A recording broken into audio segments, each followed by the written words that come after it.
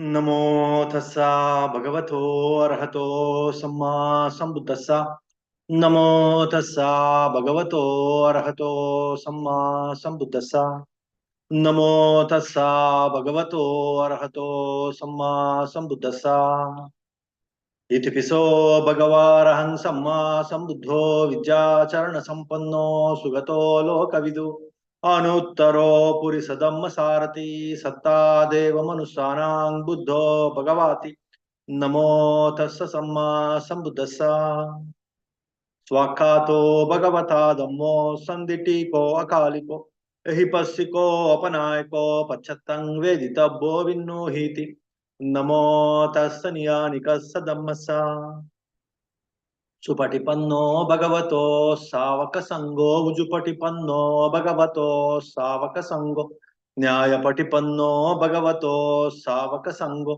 सामीचिपटिपन्नो भगवतो सावक संगो यदिदं चत्तारि पुरिस युगानि अट्टपुरिस पुग्गल एषा भगवतो सावक संगो आहुनेयो पाहुनेयो दक्किनेयो अंजलिकरणीयो अनुत्तरं पुण्यकेतं लोकस्साति नमो तस्स अट्ट अर्य पुग्गला महासंगसा So today we'll see different instructions given by Buddha to this same gentleman, this boy, young man, and this Shigala. So last week we have seen this the 6 directions that he used to worship. This seagull early morning, waking up, going to the river and taking bathe there in the river, and with the wet clothes, he used to prostrate and worship the 6 directions: north, south, east, west, nadir, zenith. Very blindly he used to do, of course, out of reverence, out of respect for his departed father. But Buddha wanted to make it more clear. So whatever rituals, whatever ceremonies you should go through, you practice, there should be some sense in it. There should be some meaning attached to it. You should look into the quality of that particular thing that you are doing. Then it will become more useful, more beneficial. It will give better results, superior results. That is the intention of Buddha. So with that intention, Buddha started teaching him about the importance of say respecting or prostrating or worshipping the 6 directions. Of course,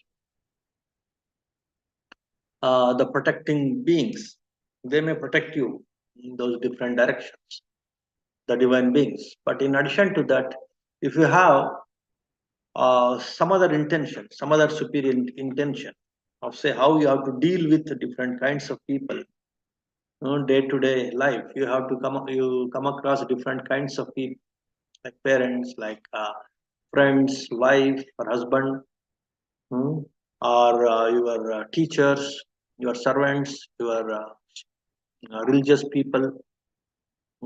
So is with these different kinds of people, how you have to interact, how you have to behave, that kind of understanding also a layperson should have. Because after all, a layperson, unlike an ascetic who just say disappears from the world, from all the worldly cares and concerns, all the worldly responsibilities.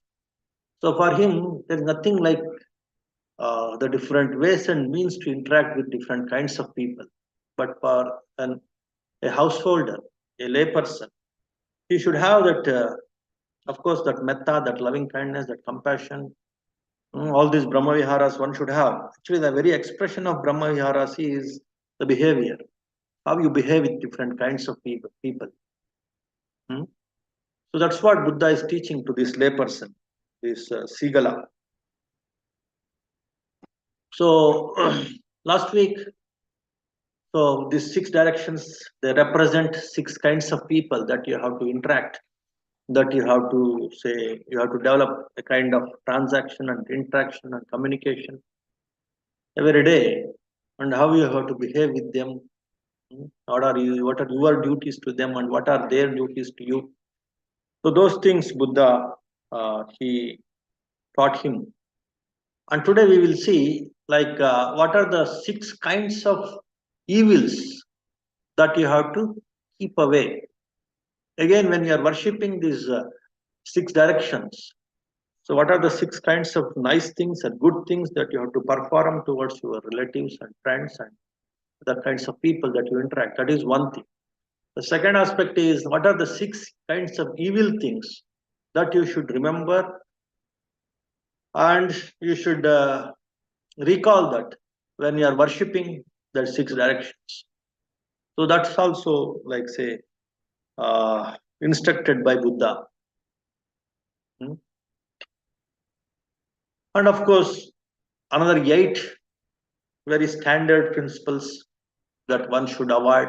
Those things also Buddha teaches of course, in the very beginning he teaches, but I want to teach that 8 aspects at the end of these 6 evil things that one has to avoid, because you will get uh, some kind of summary of what is good, what is evil. So because of that reason, I will just include that at the end of this discussion, this discourse. Now we will see what are the 6 kinds of evils that one should be careful and one should avoid as a layperson, because the world is full of, say, allurements. Allurements means some kinds of traps, evil traps, bad, say, uh, instigations that you fall prey, that there is a chance of, say, being trapped into that, becoming a prey for that kind of allurements, such kind of traps. That's what is the human world. But a wise man, but a good householder, he should be careful about that kind of allurements, that kind of traps, that kind of evil excitements. Hmm. So, because in the short term, they may give some kind of excitement, but it will completely destroy your mind. And in the long term, you will start attracting its evil consequences, sometimes not even long term. If it gets matured, if the intensity is quite high, then you start getting the results immediately for your wrong actions, for these allurements, for these so-called excitements. In the name of happiness, they simply becloud your mind, and then it will of course destroy your mind. And the second thing is you will start getting its consequences, and you will be completely destroyed.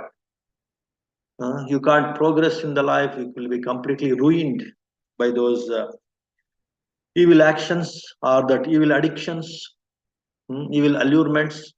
So that's why one should be careful about this. After all, that the Buddha's path is absolute clarity in what is good, what is bad. Good means good. It brings happiness here and now. It brings happiness hereafter. It keeps the mind very strong and very powerful, very sharp and very sensitive, very wise and very discretive. That is what is good. And the bad is, though sometimes it may look it is bringing some happiness, but it will be very, very momentary. It destroys the mind. It intoxicates you. It allures you. It will become an addiction. You can't come out of it. You can't escape from its grip, from its hold, and it will bring the evil consequences, the evil results. So in that way, this kind of uh, evil things, they have they are evil. They are bad. In that sense, it is bad. So because of that reason, so this kind of differentiating good and bad is very important, is very crucial. And that's what is actually Buddha's very first, that is what is the Buddha's dispensation, the very purpose of Buddha's arising in this world is to make very clear that sabba papasa akaranam, avoid all the evil things, kusalasa upasampada, cultivate the good things, sachitta paryodapana. With these two preparatory steps, thoroughly purify your mind. Sachitta paryodapana means the mind should be thoroughly purified. That's what is the path to ultimate happiness, ultimate liberation. And that's what is one should aspire for, the human beings.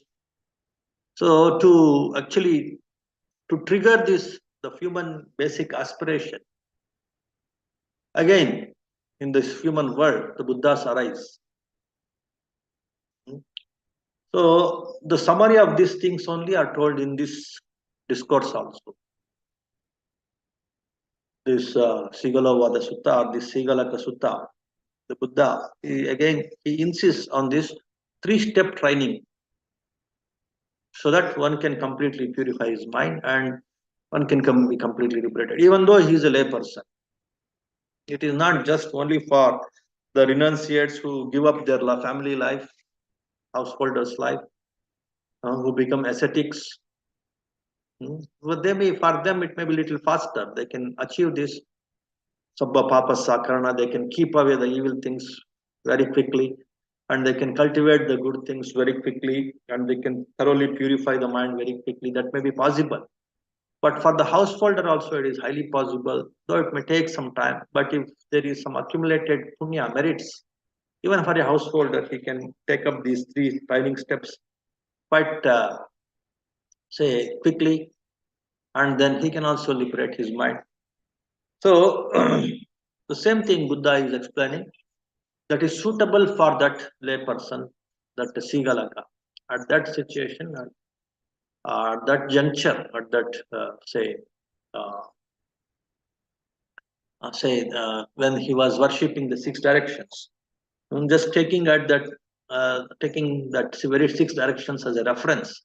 Buddha is explaining this mind purification technique so that one can avoid the evil things, one can cultivate the nice things, good things, and then one can thoroughly purify the mind. That is very much possible, even with this analogy, with this simile of six directions. So the six nice things that one should cultivate with regard to six kinds of relations in the world that we have seen, and now the six kinds of evil things that one should avoid.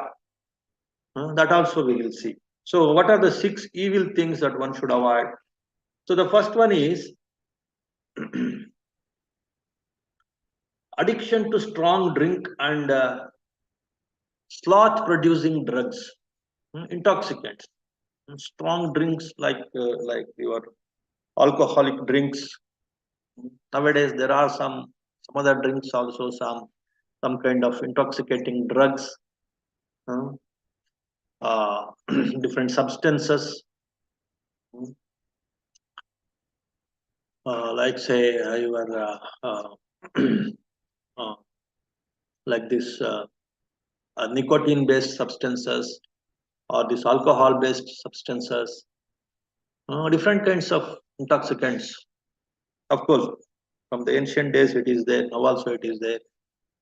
So one should these strong substances or the strong sloth producing. Sloth means like making the mind very dull, though it gives a lot of high to the mind, but it will completely, like say there's something called plasticity. When you're taking these intoxicants, the brain cells becomes plastic, like means like they lose that elasticity, they lose that softness.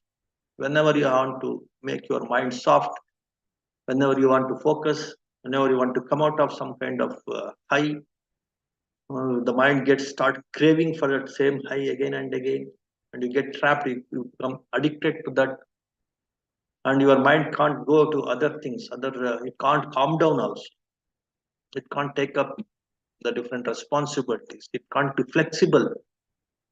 So that is what is plasticity. So that kind of plasticity, it is very dangerous. That kind of mind is absolutely, it becomes a very waste mind. It will be of no use. After all, this very path is mind cultivation, making the mind very flexible, very soft, very sensitive, very sharp. So without making the mind sharp and sensitive, you can't purify the mind. So because of that reason, getting, say, fascinated by these intoxicating drinks or these sloth producing drugs is the most evil thing that a layperson should avoid. Because once these intoxicants, you are used to it, you get carried away by it, then the mind will go out of control. Then you can't discriminate what is right, what is wrong. Then you can't plunge into the right things. If you can't discriminate, then how can you involve in the right things, plunge into the right things? Then how can you accrue the merits? How can you purify the mind? How can you liberate the mind? Because of that reason, these sloth producing drinks, they should be kept away, just like a poison. Hmm. So one should consider them as poison, and anything that produces some kind of high in the mind, in the name of happiness, getting trapped to that kind of high, which is very temporary, which is very, like, say, addictive, which is, like, say, which leads to the plasticity of the brain cells, hmm, and so many other evil consequences that we will see. So, what are the other evil consequences that one should keep in the mind by this addiction or to these intoxicants? If the mind develops some kind of say, inclination towards these intoxicants, then again, uh, 6 dangers are involved. So, what are those 6 dangers? Like present waste of money, though nobody will give you in free of cost. Maybe initially some evil people, they may give out of free of cost so that you will get addicted to that. Then they can squeeze a lot of money from you. So, but it is very, like, say, it will lead to a lot of wastage of money. The present waste of money, that is first evil of getting carried away by these intoxicants. Mm.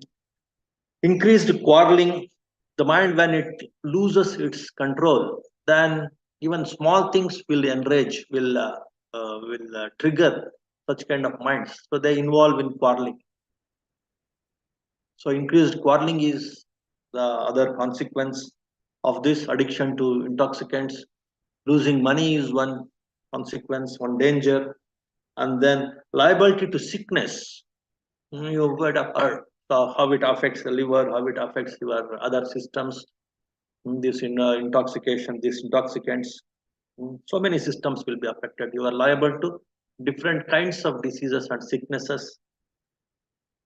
Loss of good name.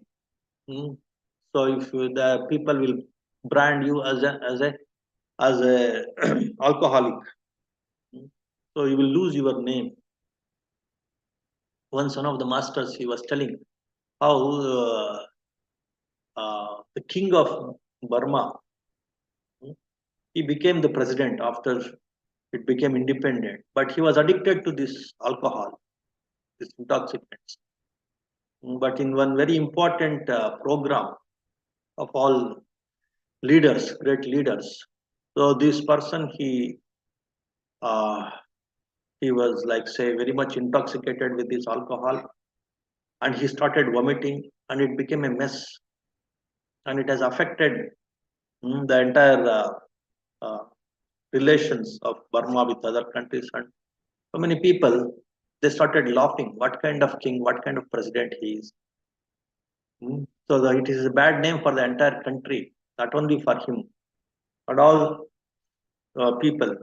They started laughing at him, because a person who is at that high rank, high status, if he is addicted to this kind of intoxicants, then all his name, fame, everything will go away. So one will lose the name, loss of name, loss of good name, and then indecent exposure of one's person. An intoxicated person, he will lose what is called that moral shame and moral fear. His awkward behavior, maybe sometimes not bothered about his dress and clothing, his awkward behavior, all these things, like it is an indecent exposure of oneself, the people, that also leads to a lot of bad name, lot of one will become a laughing stock. one will lose his character and personality.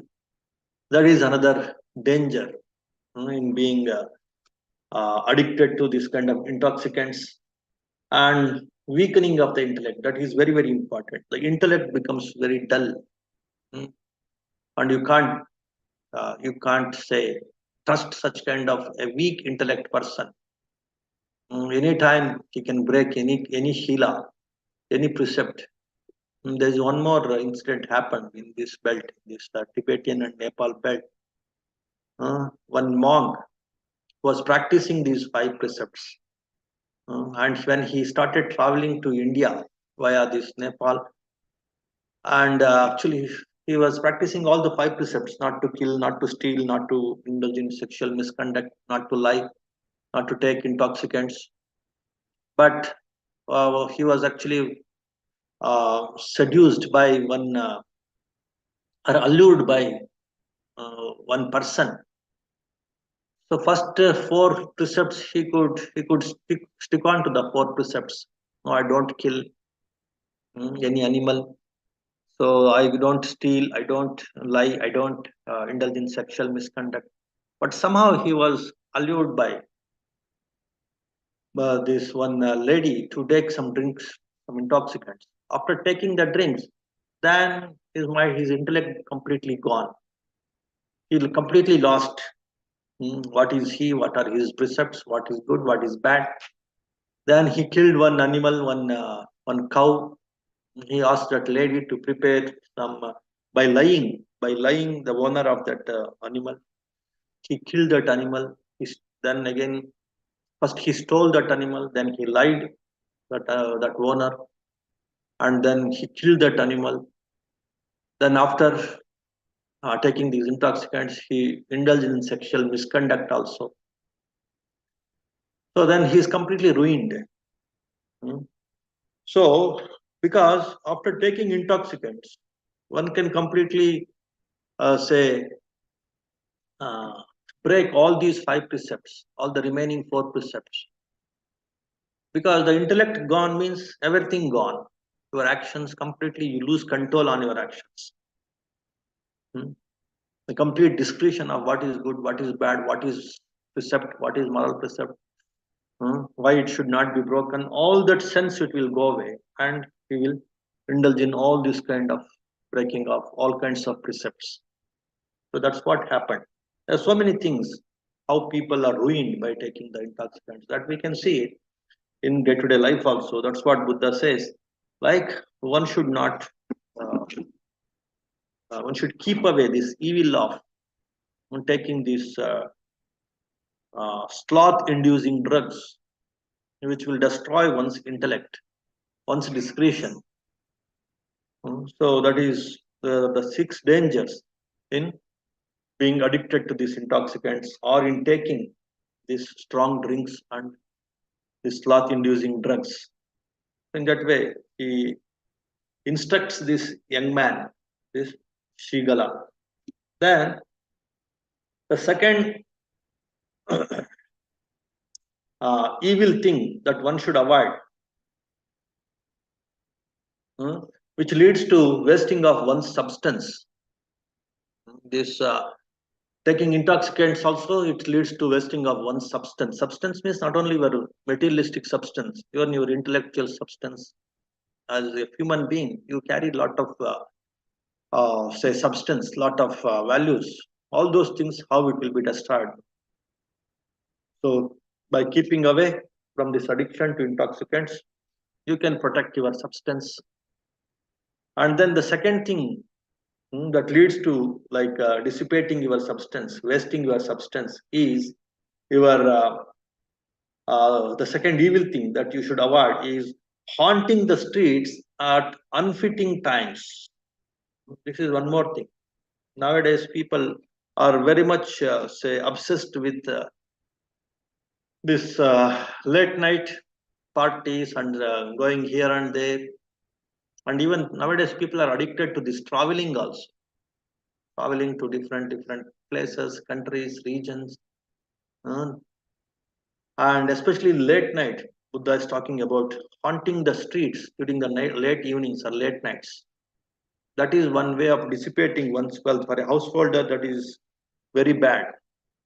That will actually, one dissipates his substance, and also it has so many other dangers. So what are the 6 kinds of dangers again? In this second evil thing, there are 6 evil things that we are going to see now. And in each evil thing that we are going to discuss, there are 6 dangers involved. That means 6 into 6, 36 dangers that one should know. Then automatically these 6 evil things one should avoid. One will learn how to avoid. So the 6 dangers attached to haunting the streets at the unfitting times, haunting the streets during the late evenings. So what are the 6 dangers involved? One is defenseless and protection and without protection. One may be attacked by so many evil people. During night time, many evil people become active.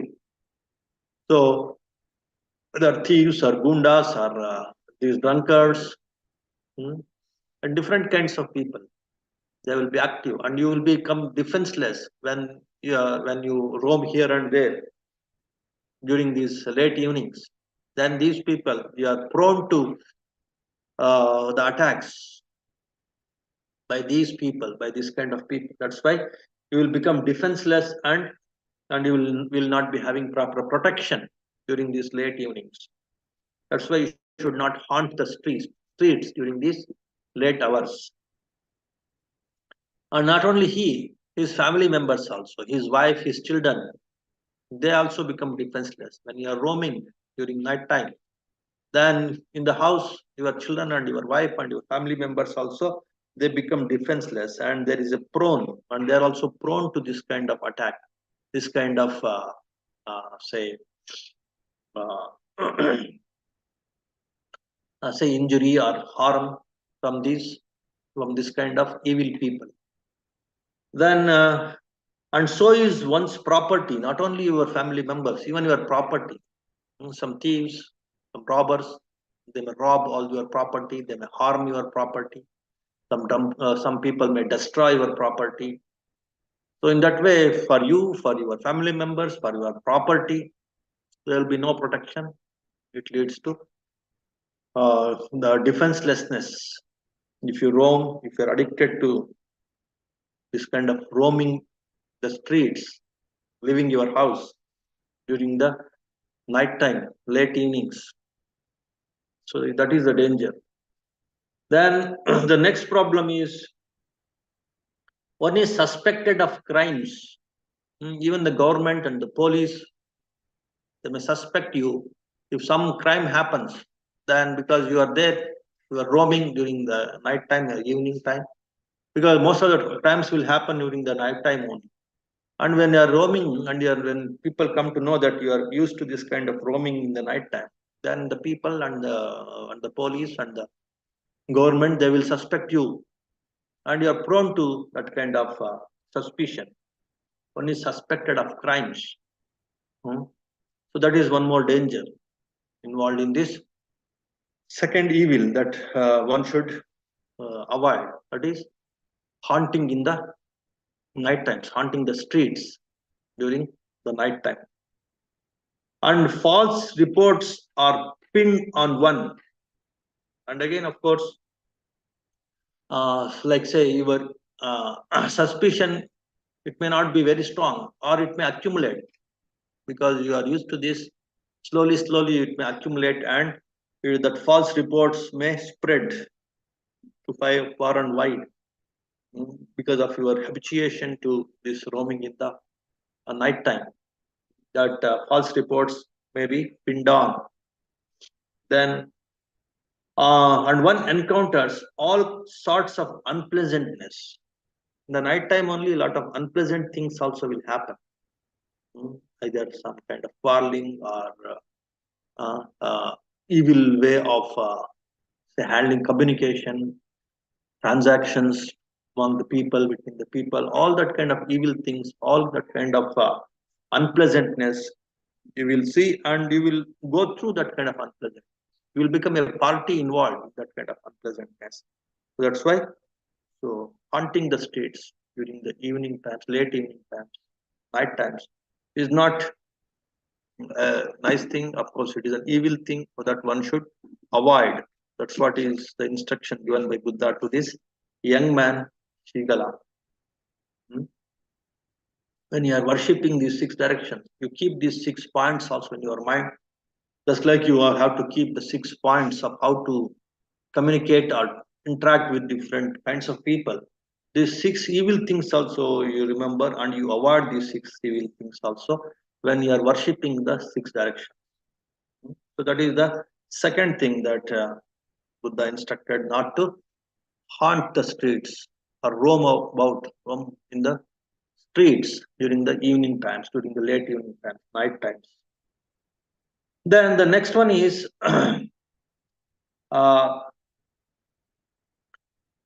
attending the fairs, different kinds of fairs, frequenting the fairs.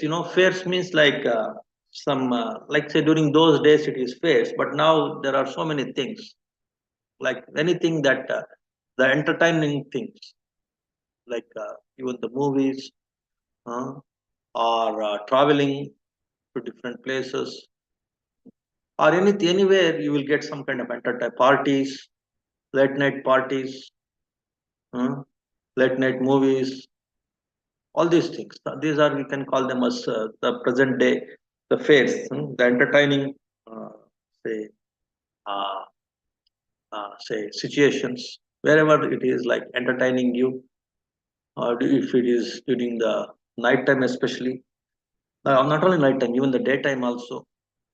Addiction to this kind of entertainment,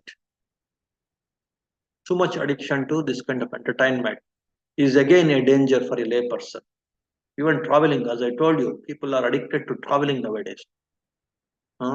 If it is like one kind of profession, like these bloggers and these YouTubers and all, they travel. They, for the profession, it's okay, but simply for the sake of entertainment, exciting your senses. Simply, if you want to travel and get addicted to it, then also it becomes a dangerous thing. It will become an evil thing.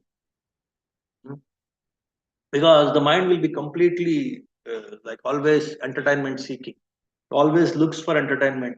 It will forget about the responsibilities. So that is the danger with this kind of entertainment seekers. So Buddha says always the mind is thinking about where is dancing, where is singing, where there is playing music, where are they reciting something, where is this hand clapping, where is this different kinds of amusements, magics, thrills going on. The mind always, it always craves for that kind of excitement. In that way you will destroy your mind, destroy your time, destroy your other resources, your substance, your wealth, and then all other things, like you will lose the protection, your family members also will lose protection, your property also will lose protection. In that way, the point Buddha is highlighting, the mind will destroy, get carried away, always thinking about this entertainment and excitement only. So because of that reason, the addiction to this kind of entertainment also. Here, the fairs during those days, the fairs they were very much common, but now all kinds of entertainment, you can say, that one should avoid. Hmm? Of course, once in a while, once in 15 days, or just for change from the routine of your work, it's okay. But the addiction to that kind of entertainment is dangerous, and it leads to complete destruction of your mind. That completely you will become irresponsible. You will completely lose your responsibilities. The, the happiness that you derive from the responsibility, the happiness that you derive from the equanimity, the happiness that you derive from the balanced mind, there itself the true happiness is there, not just in exciting the mind. That's what is the point that one should say. That is the key takeaway in all these things that you are learning now.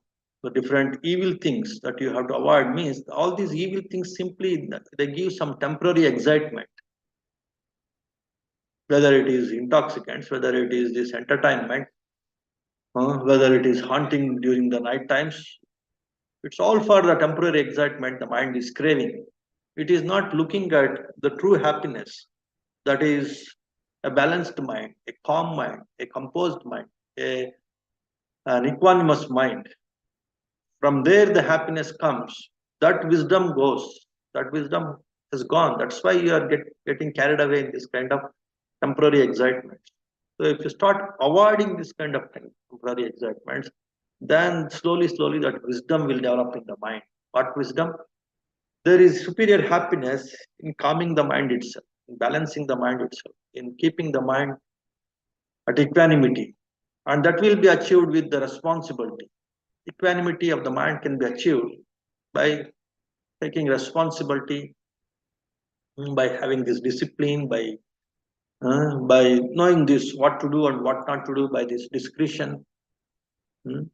So that's what is again it will add up to your equanimity and wisdom when you keep away these six evil things. And for each of these six evil things, Buddha is giving the six dangers in each of these six evil things. Just to say, reinforce the power of its danger, the power of its evilness. Buddha is giving dangers involved in these six evil things. In the six dangers involved in addiction to the intoxicants, the six dangers involved in hunting the streets during night time, the six dangers involved in addiction to this entertainment or this kind of unnecessary entertainment, unnecessary traveling, unnecessary say visiting these fairs and these parties, movies, this entertainment. Here, one important takeaway is this exciting the mind, looking for the temporary excitement of the mind is not good, is not wisdom, is not true happiness. It leads to so many evil consequences.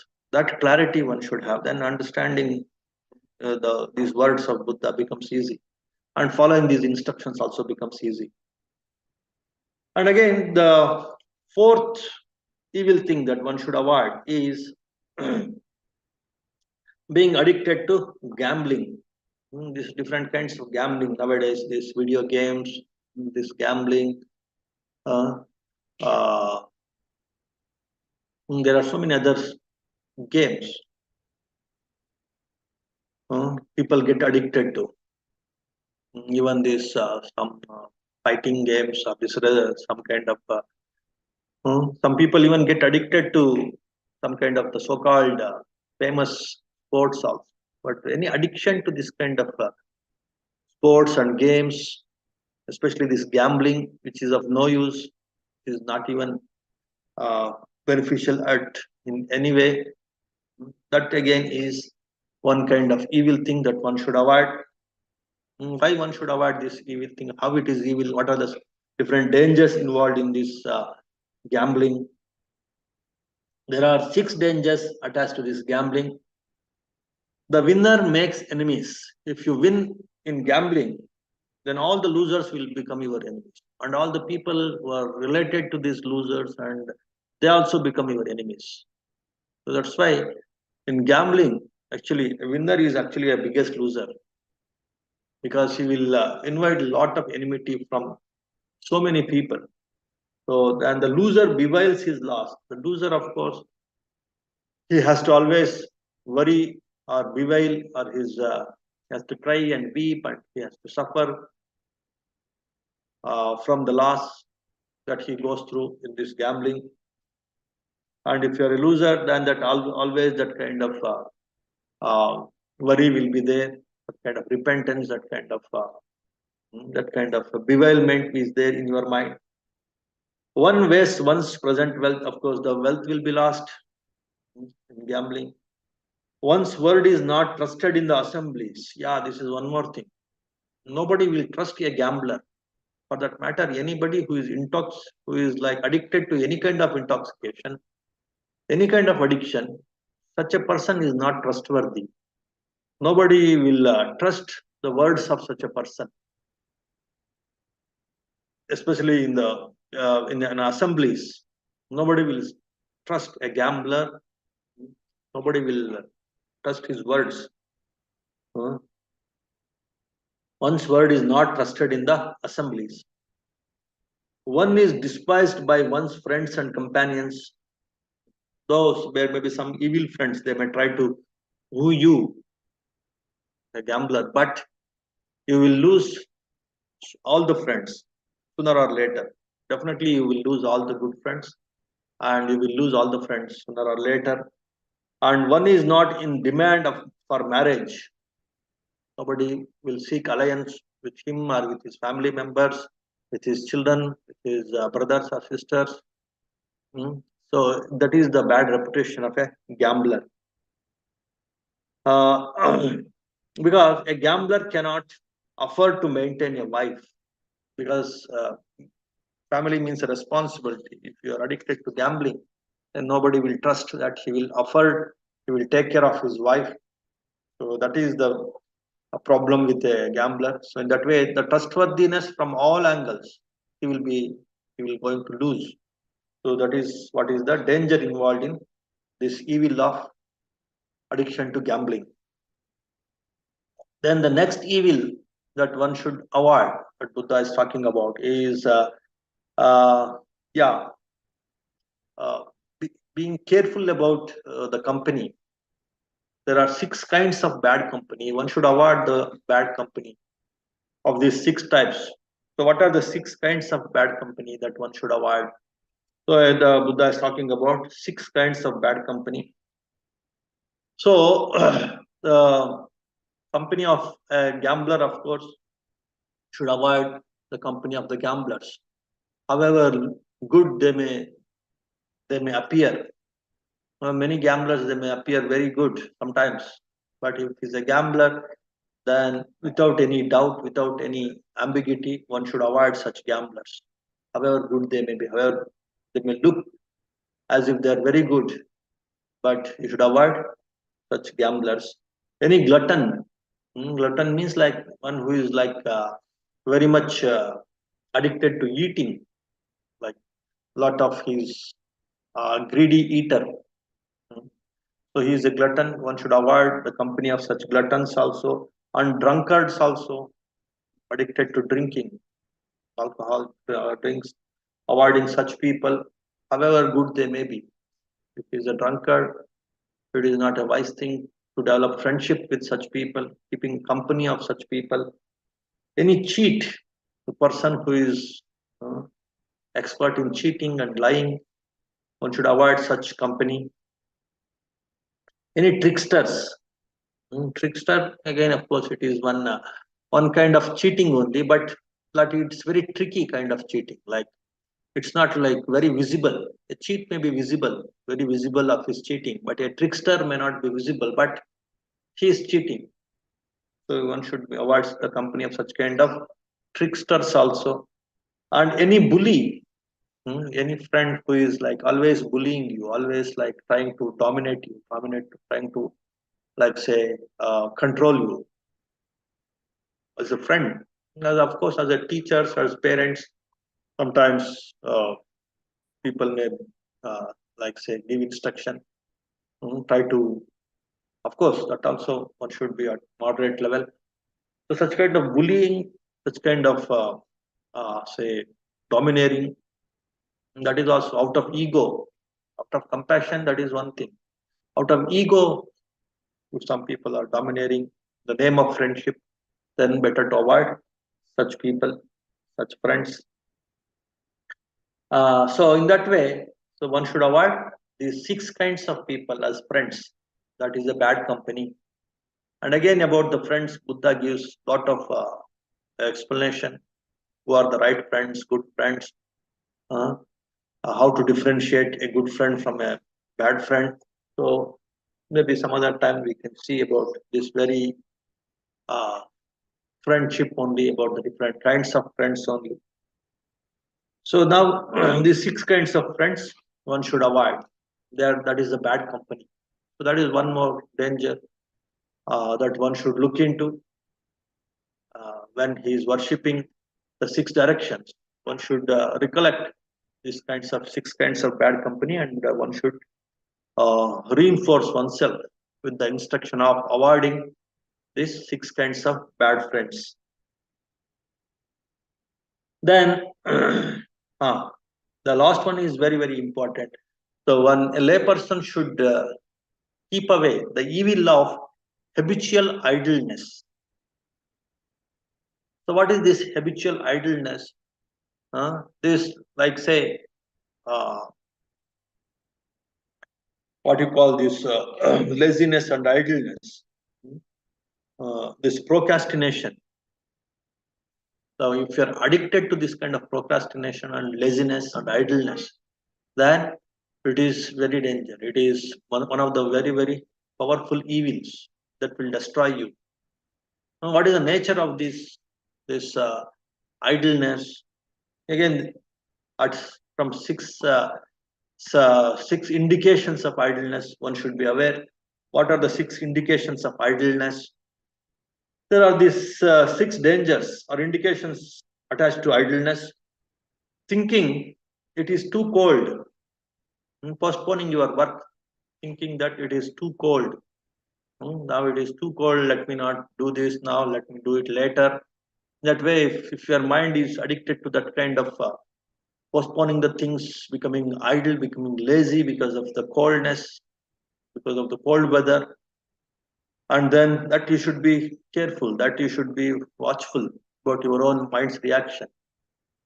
Then it will become a great evil that will destroy you. That's the warning here. And then while thinking that like that one does not work, it is too cold, in that way he thinks, and it does not work. And he thinks it is too hot, then he does not work. In the opposite, it is too warm, too hot, too say unpleasant now because of this hot. That's why I postpone, I don't work. So that kind of thinking, one should be careful about that kind of thoughts that will arise in the mind. That will definitely lead to idleness. That will definitely lead to procrastination. One should be careful about that. Thinking it is too early. Oh, it is too early in the morning, or it is too early for this work to take up. Let me take up late. So in that way, postponing the things, not doing the things, thinking it is too early, that kind of thoughts, if it is arising in the mind, one should be careful, because that will lead to idleness, that will lead to this kind of habitual idleness. And then thinking it is too late, oh, it is too late now, there is no need to do this work. In that way, also avoiding some responsibility, some work, thinking it is too late, just like thinking it is too early, thinking it is too late, and avoiding the work. That is also one of the indications that you are becoming idle, you are becoming lazy, you are procrastinating, and you are accumulating the evil. So that is what is, again, one more danger, one more point that one should always look at one's own mind's reaction to one's responsibilities, thinking it is too late or too early. That kind of thoughts are coming, and avoiding the work means then it is danger. I'm falling into the trap of this idleness, habitual idleness. That is like a warning, you should take it. And then thinking I am too hungry. Now I am too hungry. I may not have sufficient energy to do this work. In that way, avoiding the work. Thinking I am too hungry and too weak. That is again one of the indications of you becoming lazy, you becoming idle. You are becoming a prey for this habitual idleness. And then thinking I am too full. Now my belly, my stomach is full. Now it's heavy. Now it is not a good time to work. In that way, also, if you postpone the work, thinking it, I'm too full, I'm too hungry, I'm too full. If these kinds of thoughts are making you to postpone the work, not to involve in the work, again you should be careful that your mind is becoming a prey for this habitual idleness. So in that way, so Buddha is giving the instructions of the six evil things that one should be careful. And again, for each of these six evil things, six dangers also Buddha is talking about. So that how they are danger, how they are evil. If you know the dangers of one particular evil thing, then you will understand how evil it becomes. So then avoiding that evil becomes easy. That's why knowing the dangers behind the evil things is also important. Simply like one commandment, oh, this you should not do, this you should do in that way, simply giving it like one commandment. It may not be very satisfying, very appealing to a rational mind. Buddha is actually invoking the rational mind and also giving the right reasons of why one should not indulge in these evil things. He is not only telling these things as evil things, these six things as evil things, and he is also giving the reasons, the different dangers involved in these evil things. And that is what is actually the Buddha's approach. Through rationality, through the reasoning, through proper, say, the dangers involved in these evil things, it will reinforce in the mind that it is evil and one should avoid it. So in that way, these six evil things are explained with the reasons, the different dangers involved, and he asked this young man to avoid these six evil things. Just like to learn how to deal with six kinds of people while worshipping these six directions. Buddha is also talking about six evil things that he should avoid while worshipping these six directions. What are these six evil things? The first one is avoiding these intoxicants. Second thing is avoiding hunting during the night times. Third thing is like avoiding this attending these fairs and entertainment. Like then the next one is like gambling, avoiding gambling. Next one is like bad company, avoiding the bad company. Six kinds of bad company, six kinds of bad people that you know: the gamblers, drunkards, the gluttons, the cheaters, the tricksters. So all these six kinds of evil people one should avoid. That is the bad company. And then avoiding these thoughts of habitual idleness. Six kinds of habitual idleness producing thoughts. It is too early, too late, too hungry, too full, too cold, too hot.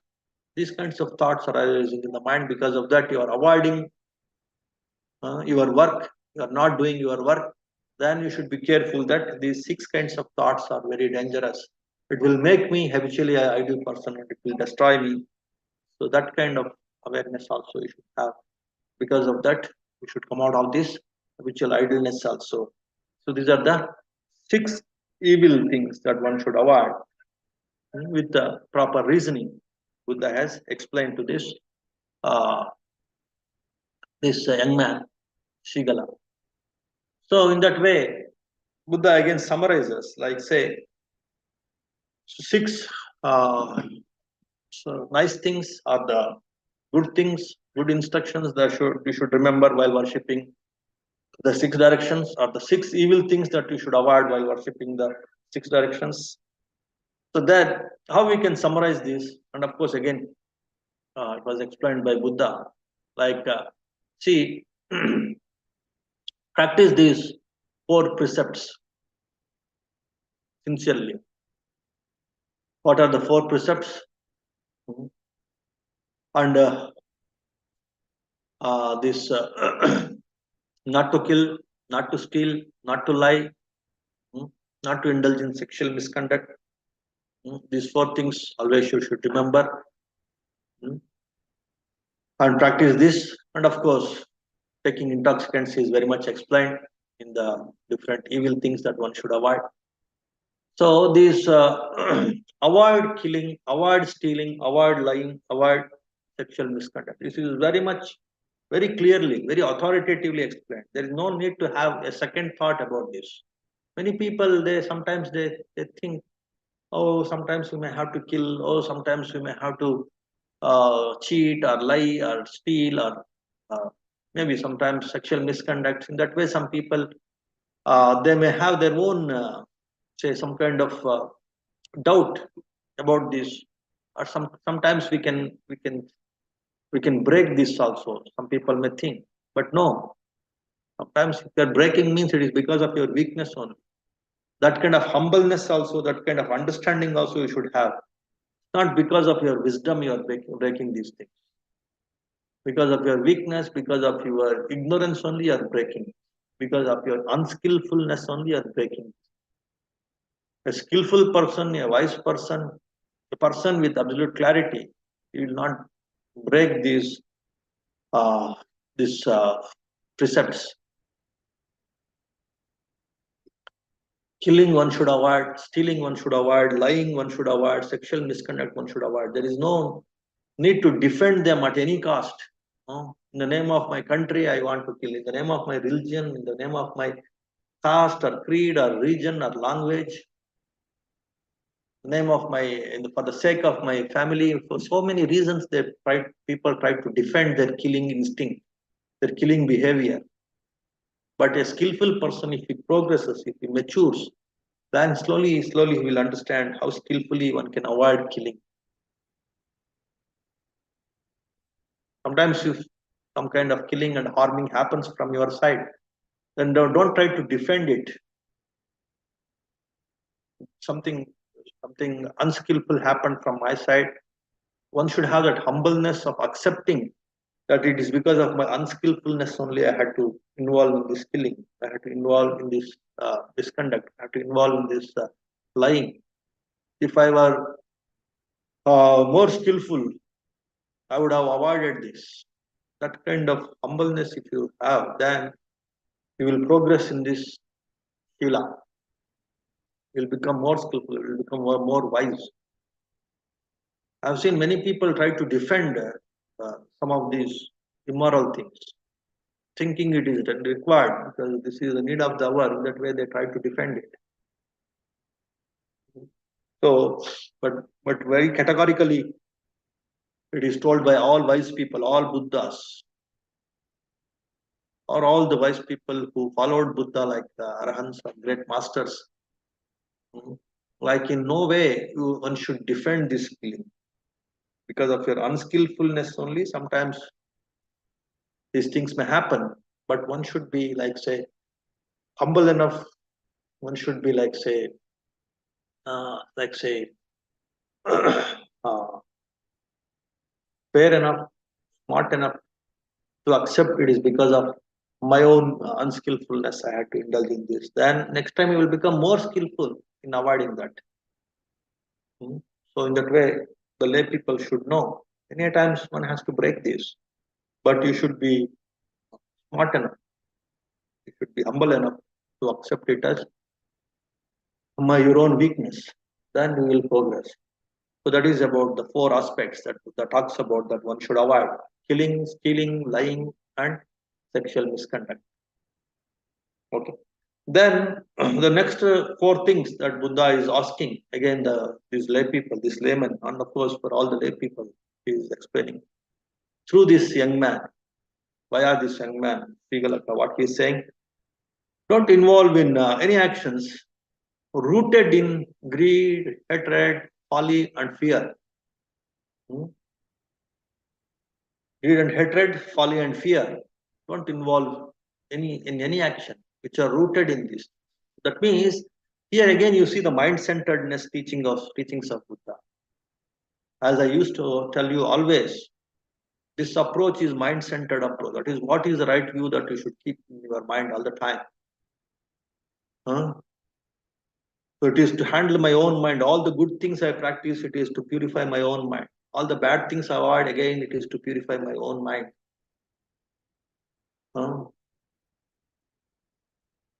so that is the way to liberate my mind. That is the way to cultivate my mind. That is the way to progress in the superior happiness, to achieve the superior happiness.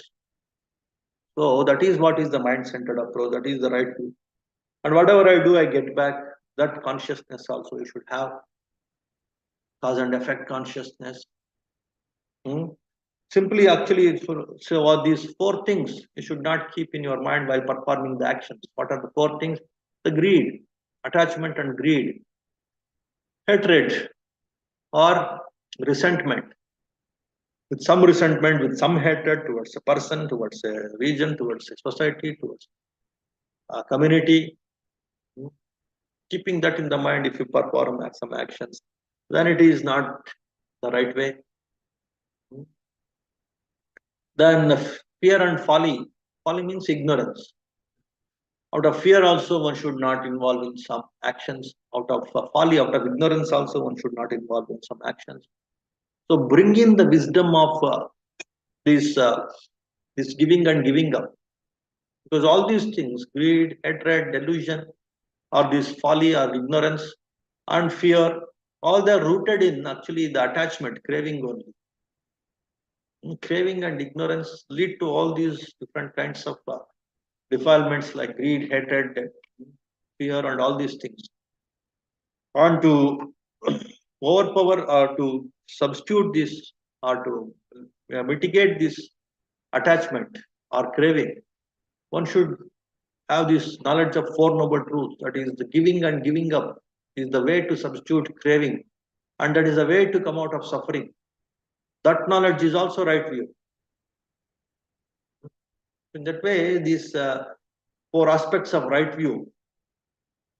What are the four aspects of right view? The mind-centeredness always lead to this kind of right instructions of what to avoid, what to cultivate. It always lead to my mind purification, my superior happiness, my mind's development and liberation, superior happiness, freedom and wisdom. That is a superior happiness. And whatever I do, I get back. If I do the good things, I'll get back the good results. And the same thing from the other people also. If I involve in the bad things, I'll get back these bad things, cause and effect, this knowledge. And the knowledge of Four Noble Truths. Craving is the cause of all these other defilements, which Buddha is asking here now. Uh, not involved in actions which are rooted in this greed, hatred, folly, and fear. Then how I should perform the action? Always our minds are involved in different kinds of actions, either with greed or with hatred or with ignorance or with this folly or fear only we involve in the action. Then how we have to perform the actions if we don't have these kind of these defilements? Then substitute these things, how best I can give, how best I can give up, with that attitude, with that mode of thinking. If you perform your actions, then you have understood the power of the Four Noble Truths, and that's how you should perform these different actions. As especially as a householder, one should have his responsibilities for so many people. How can fulfill my responsibility to my parents, to my teachers, to my job, to my profession, to my company, to my family, my wife, to my children. In that mode, in that way, if you are thinking and performing your actions, then this greed-based thinking and actions, the hatred-based thinking and actions, the folly and the fear-based actions, they will take backseat. So for this, the understanding of Four Noble Truths is very essential to substitute this greed, hatred, folly, and fear with compassion and giving up, this loving kindness, responsibility. So in that way, Buddha is again asking to avoid these four kinds of thoughts and the actions rooted in these four kinds of thoughts. That is greed, hatred, folly, and fear. Folly means ignorance. So any actions are rooted in these four kinds of thoughts, four kinds of defilements, defiled thoughts, greed, hatred, and folly and fear, you should not perform. So I'm giving you by what way, by what kind of thoughts you should perform different actions. By these Brahmavihara thoughts, loving kindness, compassion, appreciative joy, equanimity. From this kind of feelings, one should perform the actions. One should substitute this craving based, all these defilements and all these defilements based actions.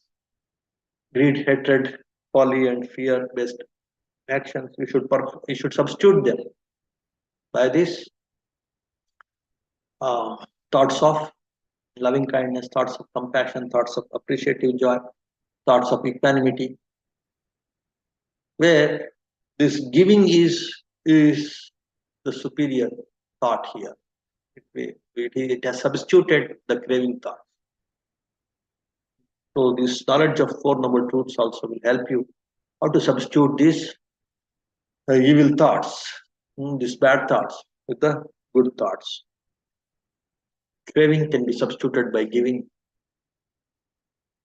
So in that way, all these 14 kinds of evil actions, evil things that one should avoid. The 6 kinds of evil actions that we discussed, with 6 kinds of dangers involved in each one of these 6 evil actions.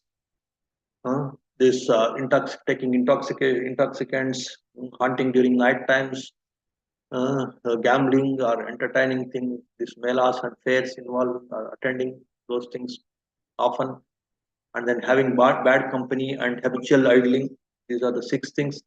And then avoiding these killing and stealing and lying and sexual misconduct. That is again 6 plus 4, 10. And again, the actions rooted in this greed, hatred, folly, and fear. Those actions also avoiding. That means these 14 evil things Buddha had discussed. Buddha instructed this young man.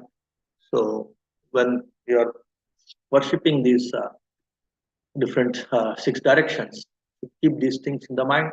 At the same time, you should keep the 6 kinds of different people that you have to interact with in day-to-day life. How you have to interact with this, why you have to interact in this fashion with your parents, with your wife or husband, with your teachers, with your friends and associates, and with your servants and assistants, and with your uh, with spiritual people. So those instructions also are given by Buddha. So in that way, this is like one complete manual kind of thing for the lay people, what to do and what not to do. For the lay people, there is again in a poetic way it is there, and it's quite interesting. Just I will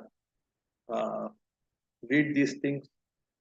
And about the friendship also, Buddha has given who are the right friends, who are the wrong friends, again in an elaborate way. That of course maybe again it's in the poetic form, that also if possible. Just I will just read it. Then because sometimes it will be appealing to learn the things in this poetic way also, in this form of gathas or the verses also. Desire and hatred, fear and folly, who breaks the law through these loses all his fair repute, like the moon at waning time. Just like the moon at the waning time, it becomes darker and darker, lesser and smaller. The same way, his repute also it will decrease. Okay? If he acts with this desire and hatred, and if he acts with this fear and folly, his repute also, his name and fame also will diminish, like the waning moon. Desire and hatred, fear and folly, he who never yields to this, he substitutes this desire, hatred, fear, folly, how best he can give and give up with this compassion, loving kindness. Then what will happen?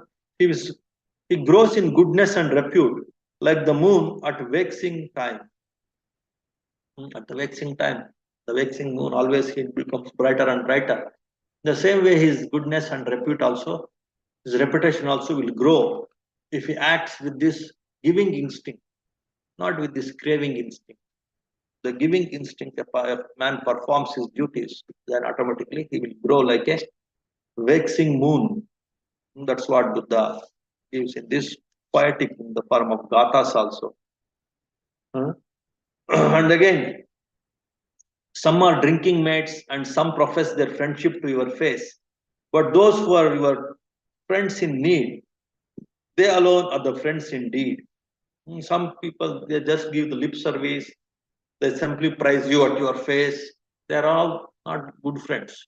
When a person helps you in, when you are in need, a friend in need is a friend indeed.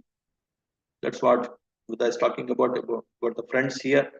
Sleeping late, adultery, picking quarrels, doing harm, evil friends, and stinginess.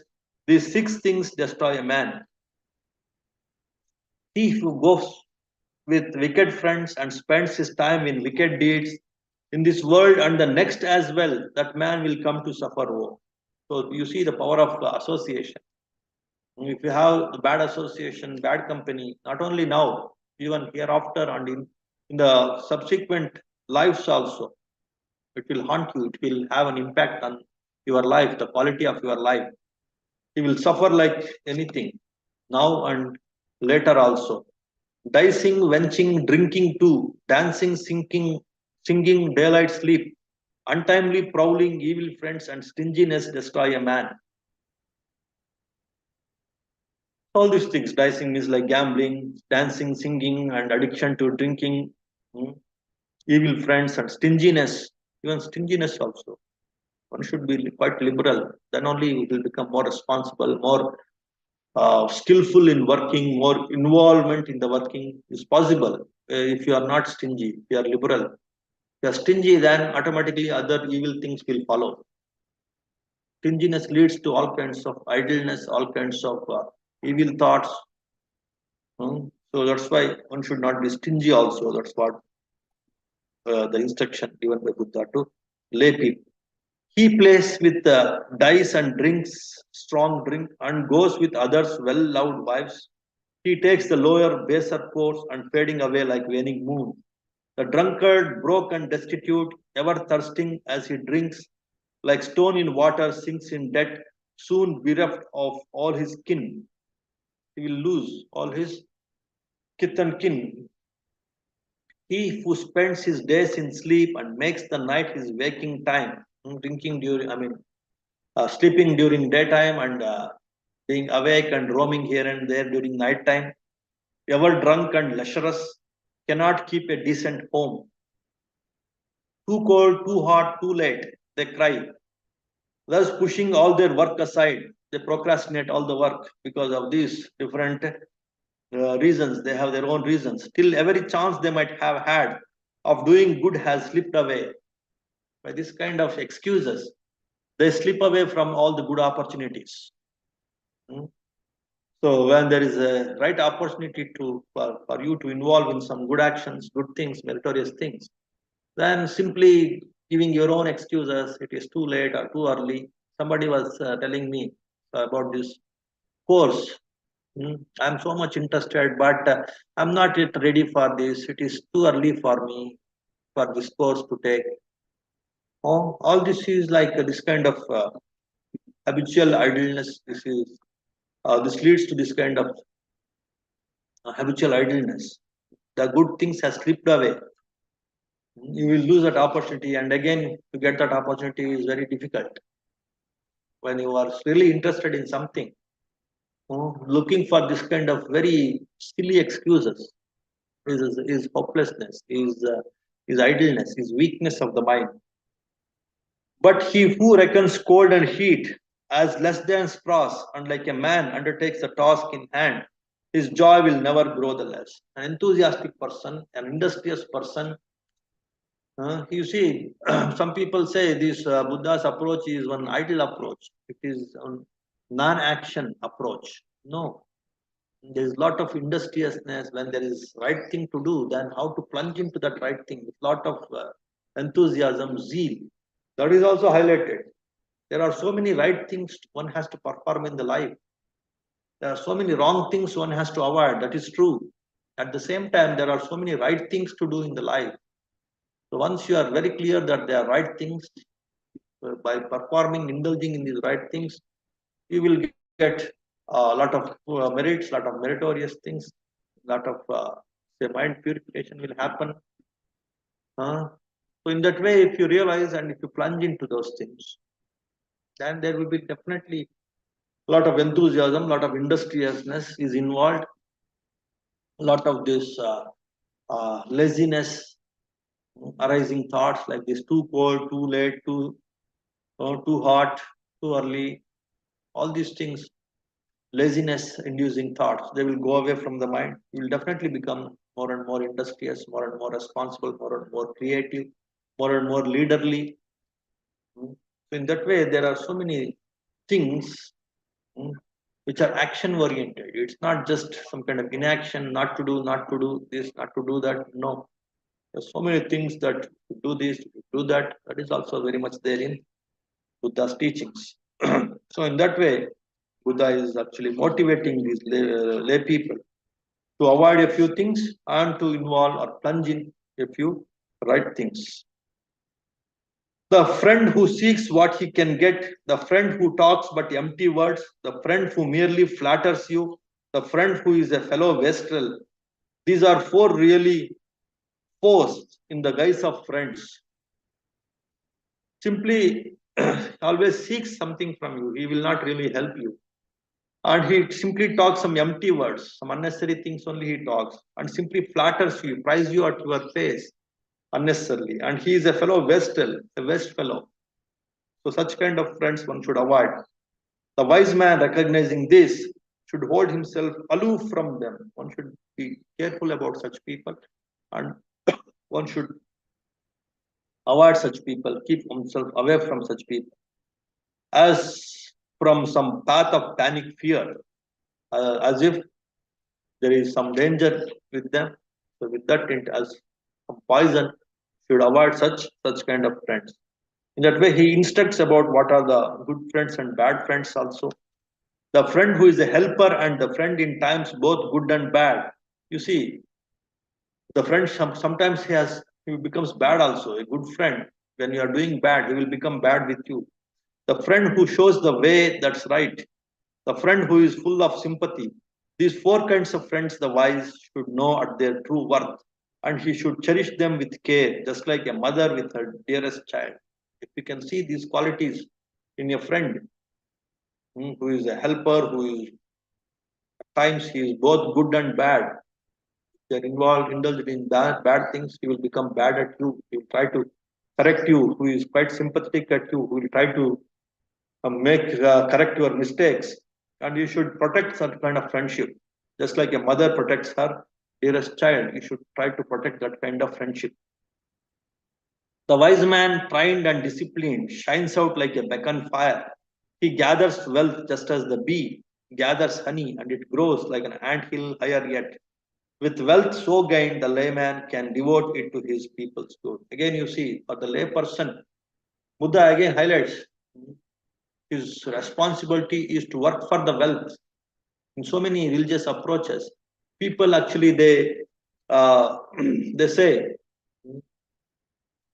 in some religious approaches they say, for a rich man it is difficult to uh, say get heaven. So in some places they discourage accumulating wealth and becoming rich.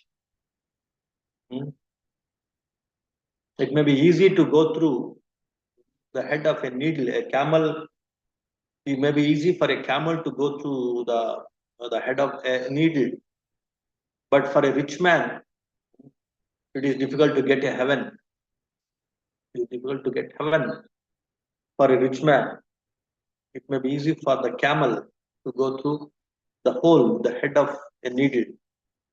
That means like it is very difficult for a rich man. That means like some kind of discouraging the worldly things, the worldly richness or wealth. But Buddha, he is saying that the duty of a layman is to accumulate wealth, work for the wealth, work for prosperity, and take care of the people around him who are dependent on him as nicely as possible. Again, following these moral rules and regulations, what to avoid, what to do. Buddha actually in one more discourse he says the only two purposes of human life is to work for liberation and as a householder work for wealth. So to that extent, Buddha he motivates people to work enthusiastically for the wealth and prosperity. He should divide his wealth in four. This will most advantage it will bring. One part he may enjoy at will, two parts he should put to work, the fourth part he should set aside as reserve in times of need. So one part he may enjoy, so for his worldly things, for his dana and all, and two parts he should keep it for his work, for his business, for his work, and one part as like future, for like insurance, future for the future. So as reserve in times of need. Again, it gives these practical suggestions also for a lay person how to handle one's wealth, and he encourages people to work for wealth and prosperity, and also he encourages people how to spend this money for the sake of good, devote it to his people's good. That is the duty of a lay person. Earning and earning the wealth and devote it for the people's good in the best possible way. How he can devote it to people's good? One, he can spend it according, he can enjoy it at his own will, enjoyment now and enjoyment, like say, enjoyment of course, even with sharing also he will enjoy by giving and sharing also. And then two parts he should keep put it for work. That means for in his business he should spend the two parts of his earnings, and the fourth part he should set aside as a reserve in times of need. All these practical, many people they simply earn and spend, and some people simply they earn and they simply invest on in their business only. They don't spend for their happiness, for the happiness of other people. They don't spend, and some people they don't say a part of it. They don't keep it for their future. Again, that is wrong. So, for spending now, enjoying and sharing and spending it for the work and keeping it for future. All these three ways also one should use his wealth. That's what is the instruction given by Buddha to this layperson. In that way, Buddha is giving very practical tips also for this young man, what to do and what not to do, what are the evils that one should avoid, and what are the nice things that one should cultivate, and how all these things will lead to one's own comfort, materialistic comfort, and also how it leads to one's own spiritual progress also. That's what is Buddha's instruction to this layperson. Okay. In that way, this is like one practical manual. This one discourse itself will give a lot of insights of how to lead a happy, successful, purposeful lay life, purposeful householder's life. A lot of insights one will get if one go through this discourse thoroughly. Okay, I think that much is enough for today. If you have some quick questions, you can ask. Otherwise, we conclude with one small chanting.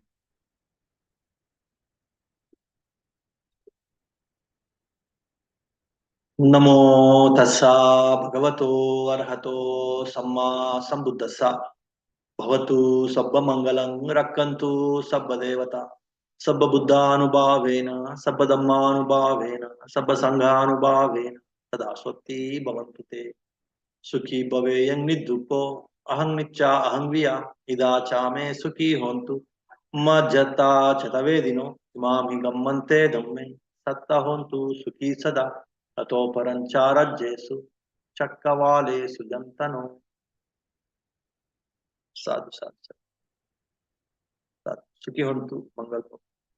All of you be happy, healthy, and peaceful. And all beings also be happy, healthy, and peaceful. There is one question here. Vandami Banteji, husband doesn't perform his duties and responsibilities. Is it okay that wife performs her duties towards him and children? Yeah, this is one practical question. Many times,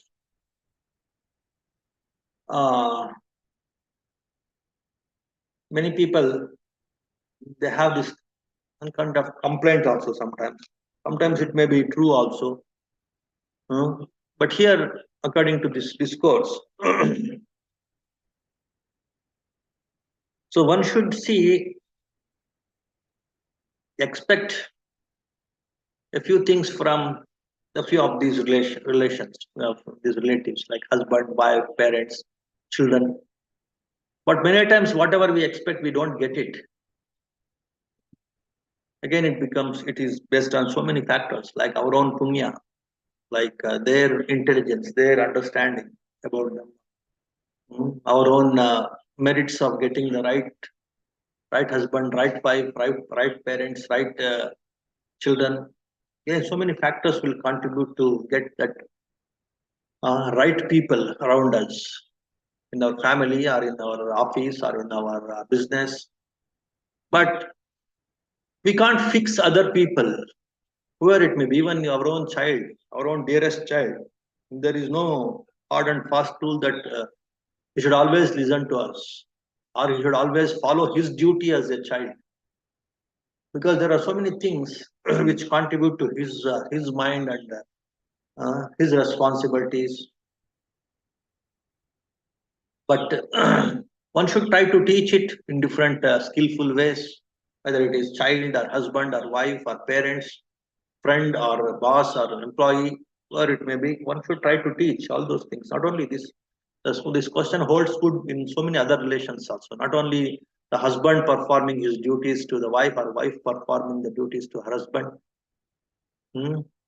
One of them is performing the duties, the other is not reciprocating.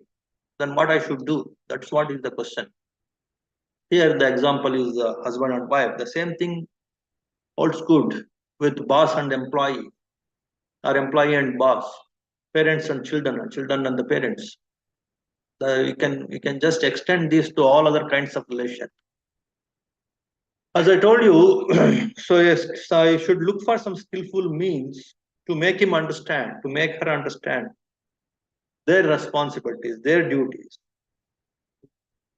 by skillful means. There was one lady by name Vishaka.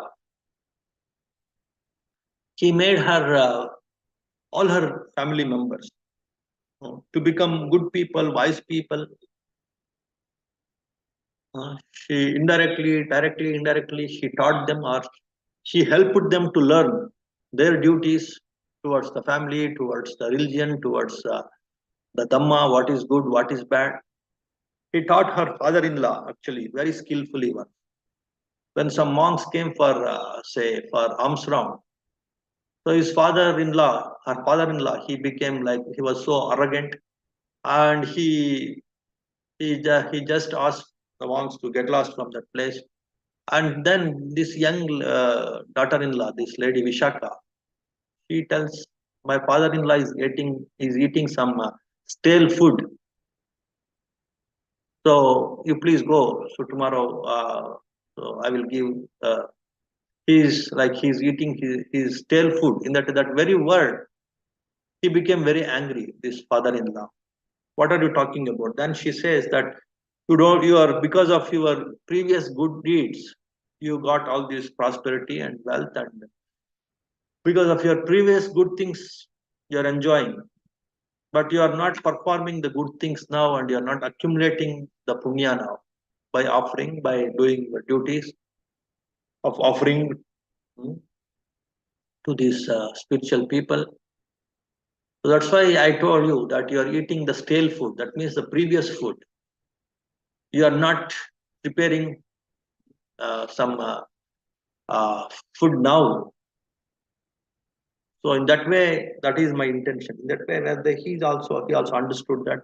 Then he started calling her as his mother. His name was Migara, and he started calling her as Migara Mata. You are the mother of myself. You are my mother. In that way, he started calling. The father-in-law started praising and calling his daughter-in-law as his own mother because she taught him very skillfully. Though it was little harsh in the beginning. She's eating stale food. In that way, she spoke to him. It was little bit hurting, but when she started giving the explanation for that, he learned it. He learned her intention. So in that way, sometimes intelligently, sometimes compassionately, sometimes skillfully, sometimes through other teachers, different people, they try to teach their family members, husband, children, wife. I can give hundreds of examples, millions of incidents are there even in the scriptures also, how different people, out of compassion, out with wisdom, how they used to teach their family members about their responsibilities. That's why there is something called spiritual teachers, family elders. They used to teach some of these things to the husband or to the wife. But nowadays, people are becoming very independent, very like individualistic. They behave as if they know everything in the world. Because of that, of course, it has some benefits also. It has some advantages also. But at the same time, there are so many problems also. Something like this. The role of an individual in a family, it is not being properly understood uh, when this uh, when this joint family system is not there, or forget about joint family. They don't have this kind of spiritual mentors, spiritual teachers. Hmm. So if that is not there, that such kind of family will have all these ego issues. I am working for you, you are not working for me. No, no, no, I am working for you, you are not working for me. I know my responsibilities, you don't know your responsibilities. All these issues will be there.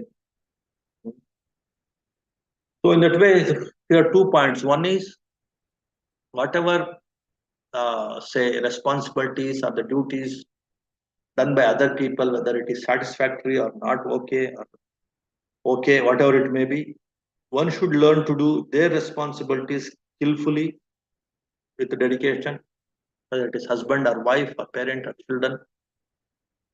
That is point number one. Slowly, slowly, there is a possibility for other people also to reciprocate their actions, their functions, their duties towards you. That is possible. If you keep on doing your work properly, a few days they may not reciprocate. But if you are dedicated to your work, slowly, slowly, everywhere you can see this in a company, in an office. Slowly, everybody will start getting some compassion, some respect for you, and they will start reciprocating their duties to you.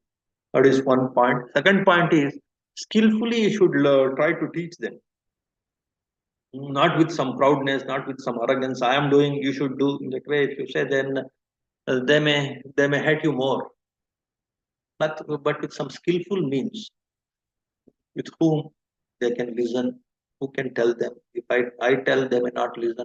Let me see if some other influential person, if he tells him about his responsibility, whether he can listen to it. That way, with some skillful means, sometimes with sometimes with some harshness also, skillful harshness, sometimes with skillful compassion, sometimes with uh, skillfully through some other person. So all these skillful means also one should adopt, should apply to make the other person to know about his duties and his responsibilities. So these are the 2 points that I want to tell our upasakas or upasikas, meditators. What are the 2 points? You keep doing your duties, your responsibilities with complete dedication, with complete skillfulness. That is one point. Second point is skillfully you should try to teach, should see the different ways and means to teach by yourself, directly or by some indirect means, so that the other person can understand his duties and responsibilities. Okay, so that is the answer to your question. Okay, now we'll conclude with a small chant.